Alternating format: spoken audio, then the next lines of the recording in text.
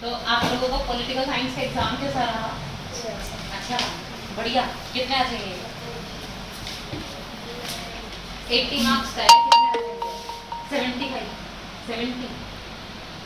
हाँ, जो पढ़ाया था वो आया या नहीं आया?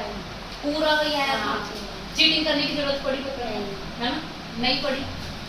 ग्राफ में कोई दिक्कत आई? जो क्वेश्चंस बताए वही थे, डिट्टो वही थे।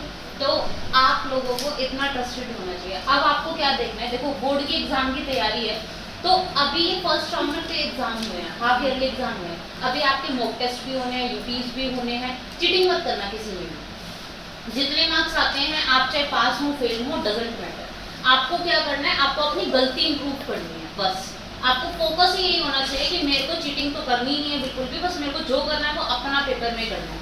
जो साम दाम दंड थे वो बोर्ड में अपनाना सारे के सारे। ऐसे नहीं कि अभी से ही लगे पड़े हैं चीटिंग करने और नंबर ला रहे हैं, उसका कोई फायदा नहीं है। आप लोग पढ़ के जाइए सारे के सारे एग्जाम्स में, और फिर जितने अपने मार्क्स लगा के देखो कि कहाँ गलती करें। जैसे मैंने अभी आपको एक क्वेश्चन पूछा कि असर्शन रीजनिंग का, असर्शन रीजनिंग का आप दोनों ही गलत करके आए हैं। क्वेश्चन क्या कह रहे हैं कि संयुक्त राष्ट्र संघ की स्थापना 1945 में हुई थी, बिल्कुल ठीक। मैंने सॉल्व करने का तरीका क्या बताया था, पहले असर्शन पढ़ो, ये देखो वो ठीक है नहीं है, फिर रीजन पढ़ो, ये देखो कि वो ठीक है नहीं है। जब अगर दोनों हमारे असर्शन और रीजन ठीक हैं, देन आप उसमें क्योंकि लगा करके पढ़िए। यदि आप असर्शन पढ़ रहे हैं तो क्योंकि लगा करके रीजन पढ़ो। अगर आप पहले रीजन वो पढ़ रहे हो, रीजन पढ़ रहे हो, तो देयरफॉर लगा करके असर्शन पढ़ो।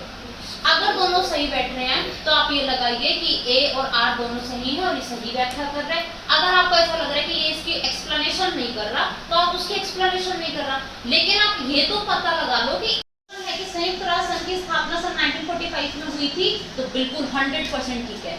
ह्यूमन राइट वॉच एक अंतर्राष्ट्रीय स्वयंसेवी संगठन है, बिल्कुल ठीक है। मैंने आपको पहले भी बोला था 6 चैप्टर से सबसे ज्यादा क्वेश्चन आएंगे, क्योंकि एनजीओ ही है, ठीक है। इंटरनेशनल लेबर ऑर्गेनाइजेशन ऐसा ही है, वो एक ऑर्गन है, ठीक है। ऑर्गन यूएनओ का ऑर्गन नहीं है। तो अब आपको यहाँ पे क्या करना है कि एनजीओ है, बिल्कुल ठीक। तो ए और आर दोनों ठीक है, लेकिन ये इसका सही व्याख्या नहीं करता। क्योंकि लगा के पढ़ो, देखो बिल्कुल नहीं बैठेगा। संयुक्त राष्ट्र संघ की स्थापना 1945 में हुई थी, क्योंकि ह्यूमन राइट वॉच एक अंतर्राष्ट्रीय स्वयंसेवी संगठन है। नहीं, दोनों कॉन्सेप्ट अलग अलग है। तो क्योंकि और देयरफॉर से कुछ बन ही नहीं रहा, तो आप ये कहेंगे ए और आर दोनों ठीक है, but they are not correct explanation. समझ आया?